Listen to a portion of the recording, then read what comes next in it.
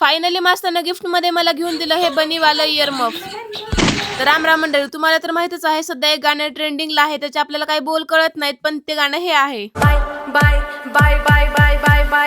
तर चला मग, या गाण्यामध्ये मंगलीनं पिंक कलरची साडी घातली होती, त्यामुळे मीही घरातली माझी ही पिंक कलरची साडी उचलून आणली आणि त्यावर हे एकदम सुंदर सुंदर असं पिंक कलरचं ब्लाऊज होतं, जे मी मुंबईहून आणलं होतं. तर चला मग, मी ही छान छान साडी नेसून येते. आणि मला ही काठी पिनच लावता येत नव्हती, त्यामुळे आईने मला थोडीफार हेल्प केली. आणि या गाण्यामध्ये मंगलीनं सहावारची नऊवार साडी नेसली होती, त्यामुळे मी ही सहावारची नऊवार साडी नेसली आणि शूज घातले. मास्तरनं माझ्यासाठी छान छान गिफ्ट आणलं होतं. व्हिडिओच्या स्टार्टिंगला तर तुम्हाला सांगितलंच आहे, मला येताना मास्तरनं बनी इयर मफ आणलं होतं. गेल्या वर्षीपासून मी या बनी इयर मफला पाहते, पण मला वाटलं नव्हतं की याचा कधी ट्रेंड येईल. माझ्या 1 वर्ष जुन्या व्हिडिओ मध्ये पण आहे बनीवाला हे earmuff, same to same असंच वाचतं.